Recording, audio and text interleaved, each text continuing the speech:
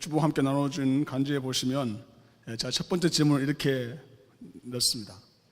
인생의 마지막을 나는 어떻게 맞이하게 될까요? 너무 헤비한 질문이기도 하죠. 두 번째 질문이라면 하나님의 말씀은 종말이 어떻게 온다고 말하고 있습니까? 인생의 마지막은 어떻게 내가 맞이하게 될지, 내가 또 어떤 상황에서 어떤 내 모습에서 예수님께서 재림하게 되실지에 대해 생각하게 되는 그런 말씀입니다. 저는 예전에 죽음을 경험한 적이 있습니다. 여러 번 설교나 나눔 때 제가 말씀드린 적이 있는 것처럼 뇌종양에 걸려서 제가 신학교 1학년 때니까 92년도에 뇌종양으로 제가 굉장히 힘든 적이 있었어요. 근데 병원에서 살 수 있는 가망이 없다고 진단이 나고 5%밖에 살 수 없다고 그렇게 되니까 결국 거의 포기한 상태로 코마 상태로 일주일간 병원에 있었습니다. 중환자실에 있었습니다. 중환자실에서 일주일 후에 정말 영화에 나오는 있잖아요. 손가락이 조금씩 움직여가지고 살아나는 거 있지 않습니까? 그렇게 살아나서 정말 이제 의식이 코마 상태에 있다가 다 이야기할 수 없지만 그 코마 상태에 있다가 의식이 들어와서 정신을 차리고 보니까 그때부터 이제 제 삶에 대한 어떤 퍼스펙티브가 완전히 달라지는 것을 경험했습니다. 지금도 잊을 수가 없는데 오랫동안 병석에 누워 있었는데 병석에 오랫동안 누워 있으면 어떤 마음이 드는 줄 아세요, 여러분? 이 누워 있음에도 불구하고 마치 이렇게 벽에다가 몸을 이렇게 붙이고 있는 듯한 느낌이 들어요. 그래서 앞으로 넘어질 것 같은 생각이 드는 거예요. 누워 있는데도 불구하고 하도 오랫동안 누워 있으면. 처음 자리에서 이렇게 잡고 이렇게 일어났던 기억이 납니다. 딱 앉았더니 갑자기 앞이 캄캄해지는 거예요. 피가 밑으로 딱 내려가니까 막 어지러워서 도저히 앉았을 수 없어서 누웠던 기억이 나고요. 첫 번째 이 발을 내리고 바닥에 그 차가운 병실 바닥에 발을 딱 딛는 그 느낌을 아직도 저는 잊을 수가 없습니다. 이게 산다는 것, 또 죽는다는 것. 우리 생각에는 이거 우리하고 나는 굉장히 멀리 있다 생각하지만 사실 저는 목회를 하면서 수많은 사람들이 아직 갈 데가 모르는데 아직까지 그의 삶에 충분히 남아있는데 하나님이 데려가시는 것을 경험합니다. 아주 어린 어린아이부터 나이 드신 분들까지 나는 내 생각에는 나는 10년 후, 20년 후, 30년 후를 계획하지만 하나님이 우리를 부르시는 날은 언제가 될지 알지 못합니다. 성경은 우리에게 종말을 이야기하는데 첫 번째는 바로 이 개인의 종말을 있습니다. 우리 모두는 다 죽습니다. 그리고 하나님께서 우리의 삶을 부르실 것입니다. 또 성경에는 이 개인의 종말 말고 또 하나의 종말을 얘기하는데 그것은 바로 예수님께서 재림하시는 종말입니다. 성경에서는 분명히 예수님께서 다시 오심에 대하여 말하고 있습니다. 그렇기 때문에 우리가 아까 우리 예배를 시작하면서 사도신경을 고백하지 않았습니까? 다시 오시는 주님에 대한 고백을 하죠. 그럼 다시 오셔서 바로 우리의 삶을 통치하시고 영원하신 하나님 나라로 우리를 이끌어 주시는 것에 대하여 성경은 분명히 말씀하고 계십니다. 누가 어떤 분이 이렇게 질문했다고 하잖아요. 여러분 예수님을 사랑하십니까? 그래서 아멘. 교회에서. 두 번째, 예수님께서 재림하시는 것을 믿습니까? 아멘. 세 번째 질문하잖아요, 사람들이. 예수님께서 지금 오시기 원하십니까? 그랬더니 아무도 아멘 소리가 없었다고, 조용해졌다고 그러죠. 사실 우리의 마음속에 예수님이 다시 오신다는 것을 알고 또 우리의 마지막이 있기 때문에 우리의 삶이 소중하다는 것을 알면도 불구하고 우리는 많은 경우 우리의 삶에 있어서 여러 가지 혼란과 문제와 어려움 속에 빠져가들은 정말 그래서 예수님이 오시게 되었을 때 정말 부끄러운 구원 혹은 예수님께서 오시게 되었을 때 정말 내가 들림받는 그런 신앙이 될 수 있을 것인가 의문하면서 나는 항상 부족하다고 느끼며 살아가는 것이 우리의 많은 신앙인의 모습입니다. 그럼 오늘 말씀을 우리에게 특히 지난주에 이어서 데살로니가 교회에 바로 이 종말에 대한 문제가 종말에 대한 인식이 마지막에 대한 인식이 어떠했는지를 설명하면서 또 그들에게 마지막에 중에서 마지막 편지의 마지막 결미에 이 종말에 대한 부분들을 바울이 강력하게 언급하고 있는 것을 보게 됩니다. 첫 번째 그 종말의 시간에 대한 언급인데요. 내가 따로 이 시간을 쓸 필요가 없다 이렇게 말하면서 종말의 시간들은 언제 어떻게 임하는 것이 아니라 바로 당장에 임할 수가 있고 아주 급박하게 마치 뭐처럼 임한다고 성경 기록하고 있으니까 도둑처럼 임할 수 있다는 것을 기록하는 거죠. 또한 마치 임신한 여인이 언제 내가 아이를 낳을지 모르니까 항상 조심하고 있었는데 갑자기 뭐가 진통이 오는데 이건 옛날에 내가 알고 있는 그런 진통이 아니라 분명히 어떤 사인이 있다는 느낌이 오는 그런 것처럼 갑작스럽게 임한다고 성경은 기록하고 있습니다. 예수님이 임하시는 재림도 그렇지만 우리의 삶도 하나님이 부르시게 되었을 때 그것은 굉장히 갑작스럽죠. 사람들 중에 어떤 누구도 내가 언제 죽을지 알 수가 없습니다. 어떤 분들은 거의 죽었다고 생각되었던 사람들도 멀쩡히 살아서 있는 사람들이 있죠. 저도 대표적인 예가 되지만 지난주에 제가 어떤 분을 만났는데 그분이 이름하여 불사조라고 하는 불사조, 죽지 않는 사람들의 모임, 뭐 이런 모임이죠. 원래 병원에서 가망 없다고 했던 사람들이었는데 정말 살아남은 사람들의 모임. 저도 그 멤버인데 그 멤버였던 분을 제가 만나게 되었어요. 근데 그분 저한테 이렇게 말하더라고요. 목사님, 제가 죽다 살아난 지가 지금 7년 됐는데 지금 7년 되는 해에 우리 요즘 묵상하고 있는 욥기가 지금 자기가 다시 묵상하게 됐다는 거예요. 근데 7년 전에 묵상하면서 정말 답답하고 힘들었던 그런 시간들을 생각했었는데 다시 7년 지난 다음에 자기가 욥기를 다시 묵상하면서 이 고난의 의미와 아픔, 고통에 대한 생각들을 다시 하게 됐다고 이렇게 말하는 것을 들었습니다. 하나님 사랑하시는 성도 여러분, 우리는 하나님께서 우리의 삶을 언제 부르실지 모릅니다. 또한 예수님께서 언제 다시 재림하실지를 모릅니다. 그러나 우리는 분명히 그 재림에 대하여 생각한다면 우리 그 재림, 예수님의 재림 오시는 그 세컨 커밍에 대해서 우리는 준비하는 사람이 되어야 될 것입니다. 그래서 오늘 본문에는 어떻게 설명하고 있냐면 도둑같이 오고 임신한 여인에게 고통이 오는 것을, 갑자기 통증이 오는 것을 어두움에 있는 사람들, 예수 그리스도를 믿지 않는 사람들에게 임하는 심판에 해당되는 그런 종말이라 한다면 빛 가운데 살아가는 사람들, 또 낮에 살아가고 있는 사람들은 분명히 그것을 언젠지 어떤 상황인지에 상관하지 않고 준비되어 있는 사람이라는 것을 설명하고 있습니다. 준비되어 있다.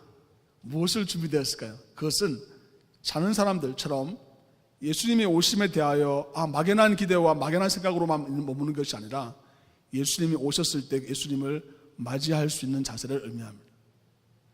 어제 우리 교회에서 제1회 썸머 캠프를 가졌습니다.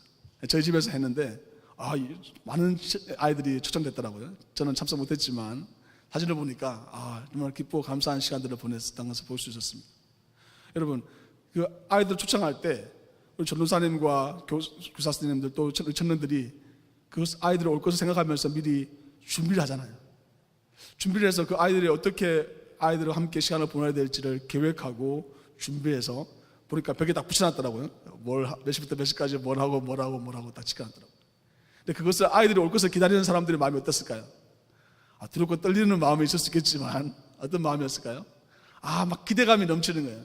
이 아이들하고 내가 시간을 보내면서 예수님의 사랑을 전해줘야 되겠다, 하나님의 은혜를 끼쳐줘야겠다, 그런 마음으로 준비된 사람들의 마음은 어떠냐면 익사이팅하고 아주 어떻게 아이들을 섬겨야 될지, 또 그 일어나는 일들에 대한 기쁨과 즐거움이 가득 차는 것을 알게 됩니다. 정말 예수님의 오심을 우리가 준비하지 않는다면, 예수님의 다시 오심에 대하여 우리가 분명하게 인식하지 못한다면 우리의 마음은 매일매일 두려움 속에, 걱정 속에 살아가게 될 것입니다. 우리는 이렇게 생각하죠. 어떤 문제가 있고 어떤 사건이 있기 때문에 내가 염려하고 걱정한다고 생각하지만 성경은 뭐라고 말씀하시냐면 예수님의 오심에 대하여 내가 준비하지 않으면, 즉 예수님의 오심에 대한 부분을 내가 온전하게 정결한 마음으로, 깨끗한 마음으로 준비되지 않으면 그것으로 인해서 두려움과 걱정이 생긴다고 말씀하고 있습니다. 여러분, 이 차이를 아시겠습니까? 우리 생각에는 지금 내가 이 문제만 해결되면 나는 마음이 편안해지고 아무 문제가 없을 거야 생각했는데 웬걸 그 문제가 해결되고 나니까 우리는 얼마나 또 다른 당황을 하는 일이 생깁니까? 또 다른 문제가 산 넘어 산이라는 것을 우리는 얼마나 많이 경험했습니다. 직장에 들어가기만 하면 난 모든 일들이 다 해결될 줄 알았는데, 처녀들은 결혼만 하면 해결될 줄 알았는데, 어떤 처녀들은 애만 낳으면 해결될 줄 알았는데, 갈수록 또 다른 문제가 발생한다는 것을 알게 되죠. 우리의 마음속에 걱정과 근심을 해결할 수가 없습니다. 오늘 본문에 보면요, 주 예수 그리스도란 말이 나오는데, 주 예수 그리스도, 즉 예수님께서 이 모든 것을 통치하시고 다스리신다는, 즉 예수님의 재림이 우리에게 분명히 다가와서 이 모든 것을 다스린다고 하는, 또 예수님의 재림하시는 예수님만 생각할 것이 아니라 지금 나와 함께 계시는, 나와 함께 거하시는 예수님을 내가 분명히 인식한다면 내 마음속에 어떤 생각이 드냐면, 바로 이 문제에 의해서 내가 이 문제가 해결되고 안 되고에 상관없이 이미 예수님의 통치가 있기 때문에 오늘 명령, 사실 말도 안 되는 명령인데요, 항상 기뻐하라, 쉬지 말고 기도하라, 범사에 감사하라는 말이 가능하다는 것입니다.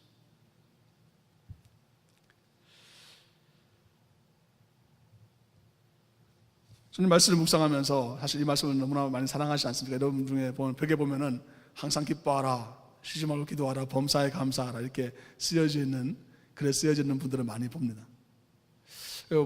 이런 생각이 들죠. 아, 그래, 긍정적인 마인드로 살아야지, 좀 적극적이고 좋은 일을 생각하면서 살아야지, 그런 마음들을 가질 수가 있습니다. 내가 좀 더 착하게 살아야지, 내가 좀 더 기분 좋게 살아야지. 여러분, 이 말씀은 전혀 그런 일반적으로 생각하는 사람들이 긍정적인 마인드와 자기 마인드를 컨트롤하는 그런 차원이 아니라는 것을 알게 됩니다.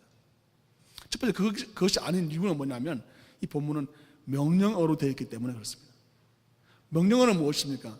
내가 선택할 수 있는 그게 기회가 주어지는 것이 아닙니다. 그렇게 하라는 것이죠. 또 강조되어 있는 것이 뭐냐면, 이는 그리스도 예수 안에서 너를 향하신 하나님의 뜻이니라고 얘기하고 있습니다. 성경 어느 본문에도 이렇게 하나님의 뜻을 직접적으로 설명하는 데는 많지 않습니다. 우리 생각에 이렇게 생각하잖아요. 내가 하나님의 뜻이라고 생각한다면 내가 뭐든지 할 거라고 생각되어지는데, 하나님의 뜻이 내가 어떤 행동을 하는 행위의 명령이 아니라는 것을 우리는 기억해야 됩니다. 내가 직장에서 이 직장을 가고 아니면 이 직장을 가는, 아니면 하나님의 뜻이 내가 어떤 사람과 결혼하는, 하지 않는, 하나님의 뜻이 내가 이 전공을 선택하느냐 이 전공을 선택하느냐, 하나님의 뜻은 우리의 행위에 있지 않다는 거죠. 놀랍게도 하나님의 뜻이라고 말하는 하나님의 뜻은 무엇을 말하냐면, 우리의 마음 가운데 일어나는, 우리의 마음에 대하여, 내 생각에 대하여 하나님께서 나를 주관하시겠다고 하는 것이 하나님의 뜻이라는 거죠. 그래서 하나님께서 내 삶의 주가 되시고 그리스도가 되시고 예수님으로 이 땅에 오셔서 우리의 삶 가운데 함께 하시는 분으로 우리에게 다가오시기 때문에 바로 이 명령이 가능하다는 것입니다.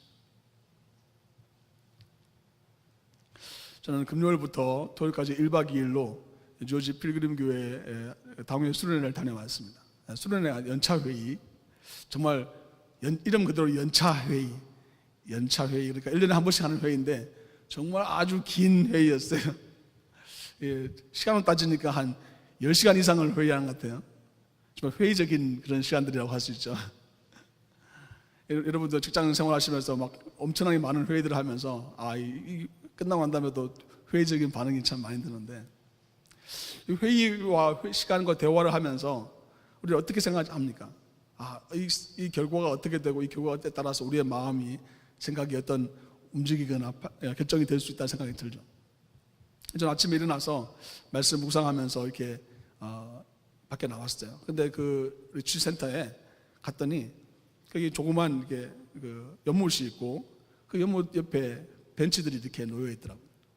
그래서 벤치 옆에 이렇게 서서 보니까 벤치 위에 이렇게 글이 적혀 있는 거예요. 그래서 뭔가 하고 가봤더니 거기 이렇게 기록이 되어 있는 거예요. 몇 번 소개해드렸던 어떤 사람이 트레스지아스라고 하는 영성 훈련에 참여한 다음에 자기 사랑했던 자기가 그 트레스지아스에 함께 보내주고 섬겼던 사람을 기리면서 그 사람이 죽은 다음에 1946년에 태어나서 2011년에 돌아가신 분의 이름을 기록하고 그분에 대한 감사와 사랑을 담아서 그냥 벤치를 놔뒀더라고요. 거기에 잠시 앉아서 생각을 하는데 갑자기 제 마음속에 머리를 지나가는 생각들이 떠오르는 거예요. 제가 그 트레스 지하스라는 영성 수련회에 참석했을 때가 마음속에 떠오르는 거예요. 사실 이 트레스 지하스라는 영성 수련회 단체는 평신도들이 만들어 놓은 그런 움직임입니다. 제가 교만하다 보니까 나는 그런 데 별로 가고 싶지 않는 거예요. 그래서 원래는 남편이 먼저 갔다가 아내가 가게 되는데 아내 보고 당신이 먼저 가라고, 나는 그런 안 해도 된다고 이렇게 말하고 아내를 먼저 보냈습니다. 아시다시피 제 아내가 영어가 더 편한데도 불구하고 제 아내는 한국말 하는 트레스 지하스를 가고 저는 한국 사람들하고 또 같이 목회자가 또 그냥 평신도 같이 이렇게 어울리는 게 좀 불편한 마음과 또 교만한 마음이 있어서 영어 트레스 지하스를 가게 된 거예요. 그래서 영어로 하는 트레스 지하스에 참석을 제가 해서 아마 그게 2001년도 정도 됐던 것 같은데 제가 기도하는 중에 떠올랐던 생각들이 났습니다. 답답하기도 하고 가서 이게 별로 그렇게 그닥 아주 흥미로운 그런 프로그램은 아닙니다. 그래서 가서 참석하는 중에 갑자기 아침에 또 기도하고 싶은 마음이 들어서 거기 예배실에 가서 제가 기도를 하는데 앉아서 기도하는 중에 이렇게 보니까 그때 날씨가 더워서 맨발로 다녔거든요. 다녔는데 갑자기 발에 뭐가 이렇게 걸리는 것 같아요. 그래서 보니까 그 사람들이 기도하는 자리가 있잖아요. 기도하는 자리 있는데 우리 교회도 있는데 거기 보면 사람들이 기도하도록 그 캐톨릭에서 하는 거기 때문에 캐톨릭이 내려서 사람들이 기도할 수 있도록 해주는 데인데 내렸다가 올렸다가 하는 거 있잖아요. 그러니까 하도 많은 사람들이 내리고 해서 거기 보면은 그 나무로 된 밑에다가 고무 패킹을 이렇게 해놨는데 고무 패킹이 계속 내려다 보니까 그 바닥이 대리석임에도 불구하고 대리석에 조그만 홉이 파여져 있는 거예요. 제 발에 이제 걸린 거죠, 그게. 그래서 이렇게 보니까 폼이 그 패킹이 내려온 데마다 고무가 계속 누르고 하나 보니까 바닥에 있는 그 대리석들이 조금씩 다 달아져 있는 거예요. 저는 그걸 딱 보는 순간 어떤 생각이 들었냐면 하나님 정말 나와 같이 대리석과 같이 말이죠. 딱딱해져 있는 내 마음. 수많은 사람들, 지금까지 나에게 주셨던 수많은 은혜와 사랑과 끊임없이 멈춤 없이 오늘 본문에도 나오지만 하나님의 신실하신 사랑과 수많은 사람들의 섬김과 수많은 사람들의 권면과 오늘 본문에 나오는 것처럼 위로와 또 나를 붙들어주는 것들과 그런 것들로 인해서 정말 변하지 않을 것 같은 딱딱한 내 마음이 홈이 파였구나. 하나님 그걸 제가 느끼게 하셨습니다. 갈라디아서 1장 말씀이 제가 떠올랐습니다. 사람에게서 난 것도 아니고 사람에서 부르신 것도 아니고 오직 주 예수 그리스도께서 나를 사도로 부르셨다고 하는 바울의 고백이 떠오르면서 내가 지금 여기에 있는 것이, 내가 지금 이 자리까지 오게 된 것이 바로 놀라우신 하나님의 은혜고 하나님의 사랑이구라는 것을 절감하게 되었습니다. 하나님 사랑하시는 성도 여러분, 종말에 대한 일이 일어나게 되면 이제 마지막이라고 딱 된다고 생각되어지면 사람들은 두 가지 반응을 보입니다. 첫 번째, 이제 시간도 얼마 남지 않았으니까 내가 못 해본 것도 한번 다 해보자. 그러면서 쾌락주의로 빠지는 사람들이 있어요. 사실은 그것은 어떤 의미에서는 분노라고 할 수 있고 마지막이니까 말이죠. 왜 나에게 더 기회가 주어지지 않는 데 대한 분노일 수 있습니다. 또 어떤 사람들은 마지막이라고 생각되어지면 아무것도 하지 못하는 금욕주의로 빠져들기 시작합니다. 아무것도 할 수 없어요. 손 하나 깜빡할 수 없는 거예요. 왜냐하면 아무것도 의미가 없고 아무것도 소망이 없기 때문에 그렇습니다. 그 당시 데살로니가 교회에서도 그런 일들이 있었습니다. 마지막 종말 예수님이 곧 오신다고 하는 재림에 대한 이야기를 했더니 사람들이 어떻게 생각하냐면 그러면 내가 열심히 일할 필요가 뭐 있어요? 내가 공부할 필요가 뭐 있어요? 그냥 교회에서 그냥 살고 그냥 열심히 기도하고 찬송만 해야지, 이렇게 생각하던 사람들이 생기기 시작했고, 또 그중에 어떤 사람들은 그냥 아무것도 할 수 있는 힘도 없어지고 그냥 답답하고 그냥 갇혀져 있는 마음으로만 사는 사람도 있었고, 어떤 사람들은 죄로 악으로 치달으면서 더 악하게 더 죄 가운데 나아가는 사람들이 있었던 것이죠. 근데 바울은 바로 이 말씀을 통해서 무엇을 명령하시냐면, 놀랍게도 바로 그 공동체에 대한 관심과 공동체를 사랑할 것, 그 공동체를 세워나갈 것에 대하여 명령하고 있습니다. 지난주에도 말씀드렸던 것처럼 사람이, 그분이 어떤 분이 돌아가시면 또 죽음을 이르게 되면 그 사람이 어떤 삶을 살았는지를 알게 될 수가 있죠. 장례식에 오는 사람들, 또는 그 사람을 기억하면서 사람들이 던지는 한마디 한마디를 생각하면, 저 장례식 참 많이 참석했는데 참석해 보니까 그런 마음을 항상 다지게 되더라고요. 내가 좀 더 사랑하면서, 내가 좀 더 다른 사람들 용서하면서, 내가 좀 더 다른 사람들 이해하면서, 좀 더 베풀면서, 내가 좀 더 다른 사람들을 위로하면서, 좀 더 하나님의 말씀을 전하면서 살아야 되겠구나 하는 그런 다짐을 항상 하게 됩니다. 그것은 무엇을 의미합니까? 종말이 결코 끝이 아니라는 것입니다. 정말 우리의 삶에 내 생각에는 이제 끝이야 라고 생각되어지는 것은, 우리의 생각에서는 이 세상에 살아가는 것이 끝이라고 얘기하지만, 예수님께서 다시 오시게 되었을 때 그것은 우리에게, 죽음은 새로운 시작, 즉 영원하신 하나님 나라로 향해서 우리에게 삶이 열려지기 때문에 그렇다는 거죠. 우리 여기 앉아있는 모든 사람들, 우리 모두 다가 언젠가는 우리는 이런 모양 저런 모양으로 헤어지게 될 것입니다. 그러나 하나님께서 우리에게 분명히 약속하시는 것은 무엇입니까? 우리가 영원하신 하나님 나라에서 다시 만나게 될 것이고, 영원하신 하나님 나라에서 우리가 만나게 되었을 때 다시 기쁨으로 만나고 격려하고 축복하는 그런 삶이 우리에게 펼쳐진다는 것을 하나님 말씀이 약속하고 있습니다. 그렇다면 우리는 우리에게 주어져 있는 이 땅에서 함께 있는 그 시간들이 얼마나 귀중하고 소중한지를 생각하게 되는 거죠. 함께 있는 그 시간들을 우리는 그냥 놓치지 않는 그런 시간들로 가지게 될 것입니다. 또 그런 말도 하지 않습니까? 오늘이 마지막처럼 살아라고 하는 말 있지 않습니까? 다시는 못 볼 것처럼 이 땅을 바라보고 살아가는 것이 우리에게 필요하다는 것을 알게 되죠. 조온이라고 하는 분이 쓴 글을, 어떤 박웅영이라고 하는 분이 쓴 책, 8단어라는 8문장이라는 단어라는 책에서 제가 발췌를 해서 읽었는데, 그 글이 머릿속에 계속 맴드는 거예요. 그 내용은 이렇습니다. 우리는 항상 오지도 않는 버스를 기다리고 있다는 거죠. 오지도 않는 버스를 기다리면서 그 버스 정류장의 옆에 있는 그 들풀의 아름다움, 들풀이 어떻게 햇빛을 받았으며 어떻게 어둠을 익혀나가는지, 그 들꽃이 얼마나 아름답게 꽃피고 아름답게 살아가는지, 또 그 안에 얼마나 놀라운 신비가 있는지에 대하여 보지 못한다는 거죠. 그리고 시간이 지난 다음에 오지 않은 버스만 기다렸다는 것에 목이 메일 거라고 하는 글이었습니다. 하나님 사랑하시는 성도 여러분, 우리에게 주어져 있는 하루, 또 현재 우리가 주어져 있는 놀라운 공동체, 사랑하는 관계, 너무나 소중한 것입니다. 우리는 이 소중한 관계들을 이렇게 세우고 함께하고, 이것을 통해서 하나님이 어떤 일을 하실지에 대한 소망과 기대를 가져야 됩니다. 그럼 우리가 또 반드시 또 기억해야 될 것은, 바로 우리의 마음속에 있는 생각들이, 우리의 마음속에 예수 그리스도께서 우리의 삶을 주원하신다고 하시는, 함께 하신다고 하는 것이 없다면, 또 그것은 또 하나의 헛된 꿈으로 끝나버리게 될 것입니다.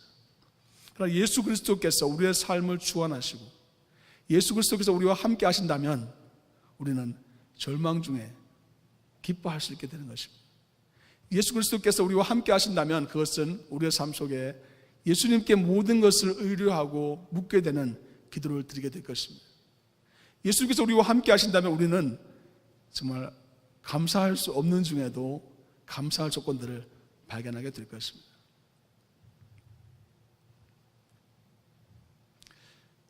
이 3절에 보면요, 바울이 이 공동체를 향하여 기도를 하고 있습니다. 평강의 하나님이 친히 너희를 온전히 거룩하게 하시고 또 너희의 온 영과 혼과 몸이 우리 주 예수 그리스도께서 강림하실 때에 흠없게 보존되기를 원하노라. 영과 혼과 몸. 제가 첫 번째 시간, 지난 예배 시간에 말씀드렸던 데살로니가라는 그 지역이 헬라 문화권이라고 말씀을 드렸죠. 헬라 문화권 사람들은 분석하기를 너무 좋아합니다. 그래서 우리는 영혼하고 육하고 뭐 구별 안 하지 않습니까? 영혼이라 그러면 혼은 또 뭐고 영은 또 뭐지? 이런 생각이 드는데 헬라 사람들은 이것을 영과 혼과 또 육 이렇게 구별했습니다. 그래서 바울은 이 모든 것을 통합해서 바로 하나님께 드려지는 산 제물이 되고 그것이 거룩하게 될 것을, 그것이 보존될 것에 대하여 말하고 있습니다. 사실 오늘 이 말씀 안에서 우리가 계속 보게 되는 것은, 이 문맥 안에서 보게 되는 것은 바울은 지난 시간에 했던 믿음과 사랑과 소망, 또 우리에게 주 예수 그리스도, 또 우리 실제 이 말씀 가운데서 우리에게 주시는 것은 바로 이런 맥을 같이 하면서 우리의 삶 속에서 하나님이 우리를 부르시는 이 세 가지의 중요한 요소들을 우리 담고 있는 것이죠. 우리의 영과 우리의 혼과 우리의 몸. 하나님께서 우리의 삶을 보존하시는데 그렇게 온전하게 보존하신다는 것입니다. 때로는 우리는 종말을 생각하면서 내 영혼만 천국 가면 되지, 이 몸이야 뭐 무슨 소용이 있어, 이렇게 생각할 수 있잖아요. 건강해 보이는 말처럼 보이지만 사실은 건강하지 않은 것입니다. 그치, 내 정신, 내 영혼만 가면 되지, 아니 내 몸만 부활되면 되지 생각하는데 사실 그게 아니라 영과 혼과 몸, 이 모두 다가 온전히 하나님께서 보존하시고 거룩하게 하셔서 하나님의 나라 가운데 우리를 이끌어 주신다는 것이죠. 저는 말씀을 묵상하면서 마지막으로 주 예수 그리스도라고 하는 말씀을 묵상하게 되었습니다. 지난 시간 우리 믿음과 사랑과 소망에 대해서 나왔지 않습니까? 주님으로 믿는 예수 그리스도의 사랑, 그리고 그리스도로 다시 오시는 예수 그리스도에 대한 소망을 우리한테 주시는 것이 아닌가.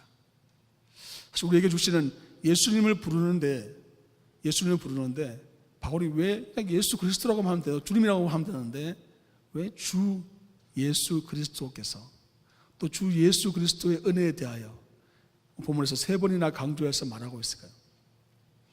그것은 바로 우리가 삶이 온전히 주님을 따라가고 믿음과 사랑과 소망 안에서 또 우리의 영과 우리의 혼과 우리의 몸이 온전하게 하나님께서 우리를 하나님의 나라로 부르시는 들림받는 신앙으로서 준비시켜 주시는 것을 말씀하고 있는 것입니다.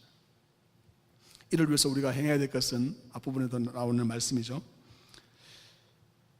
8절에 보면 우리는 낮에 속하였으니 정신을 차리고 믿음과 사랑에 호심경을 붙이고 구원의 소망에 투구를 쓰자. 여러분, 여기서 말하는 호심경은 뭐냐면 가슴을 보호하는 갑옷입니다. 가슴을 보호하는 갑옷과 구원의 투구를 쓴다는 것은 무엇을 의미합니까? 전쟁에 나가는 사람의 모습이죠. 때로는 우리의 삶 속에서 예수님이 오시는 것을 준비하는 것은 그냥 단순하게 그래 내가 좀 더 열심히 신앙생활하고 이런 차원도 될 수 있지만 영적인 전쟁 가운데 나가는 것을 우리는 기억해야 됩니다. 그런 말미암아 우리 안에 믿음과 사랑의 호심경, 가슴을 보호하는 방패를 하고 또 구원의 투구를 소망을 가지는 그런 삶으로 나아갈 것을 하나님 말씀이 우리에게 명령하고 있는 것입니다. 본문에 보면 시행색식들이 나옵니다. 어떻게 교회를 세우는 이야기들이 나옵니다. 10절 이하에 보면요, 형제들아 우리가 너희에게 구하노니 너희 가운데 수고하고 주 안에서 너희를 다스리며 고난하는 자들은 너희가 알고 그들의 역사로 말미암아 사랑 안에서 가장 귀히 여기며 너희끼리 화목하라. 또 형제들아 너희를 고난하노니 게으른 자들을 권계하며 마음이 약한 자들을 격려하고 힘이 없는 자들을 붙들어주며 모든 사람에게 오래 참으라. 삼가 누가 누구에게든지 악으로 악을 갚지 말게 하고 서로 대하든지 모든 사람을 대하든지 항상 선을 따르라. 이 말씀을 여러분 읽으면서 여러분 어떤 말씀을 붙잡겠습니까? 또 여러분은 어떤 마음의 상태입니까? 그렇다면 여러분 이 이야기를 같이 오늘 은사동 모임 시간에 나누고 또 여러분 가까이 있는 사람들과 함께 나눌 수 있기를 바랍니다. 그때 하나님께서 내가 지금 이 상황에서 내가 공개를 해야 되는지 격려를 해야 되는지 이 상황에서 내가 어떤 태도를 보여야 되는지 어떤 행동을 해야 되는지를 나에게 보여주실 것입니다. 그것은 나와 함께하는 사람들의 공동체를 세워가는 것이며 그것은 예수님께서 다시 오시는 그 재림하시는 주님에 대한 준비를 제대로 하고 있는 것입니다. 오늘도 우리 말씀처럼 이 말씀 가운데 내 안에 준비되는 마음, 예수님이 오시는 준비하는 마음 가운데 내가 무엇을 준비해야 되는지, 특별히 내 마음의 준비를 하고 또 내 행동의 준비를 하는 그런 복된 삶을 결단하는 여러분과 제가 될 수 있기를 주님의 이름으로 축원합니다. 기도하겠습니다. 기도하실 때 먼저 하나님 내 마음을 준비시켜 주십시오. 기도하기 원합니다. 항상 기뻐하라. 쉬지 말고 기도하라. 범사에 감사하라. 내가 예수 그리스도와 함께 살아가는 삶에 대한 결단과 삶을 헌신하는, 그렇게 드리는 삶이 되기 원합니다. 또한 하나님 나에게 주시는 공동체 가운데 내가 무엇을 행해야 되는지를 하나님 나에게 보여주시고 그렇게 행할 수 있는 용기와 힘을 달라고 기도하겠습니다. 항상 기뻐하라. 쉬지 말고 기도하라. 범사에 감사하라. 이것이 그리스도 예수 안에서 너를 향하신 하나님의 뜻이니라 말씀하심을 믿고 우리의 삶을 주님 앞에 드리기 원합니다. 주는 우리의 마음을 성령으로 주장하여 주시고 하나님께서 우리의 삶 가운데 행하신 놀라운 일들을 우리 공동체 가운데 세우며 행할 수 있도록 주님 역사하여 주옵소서. 감사드리며 예수 그리스도 이름으로 기도하옵나이다. 아멘.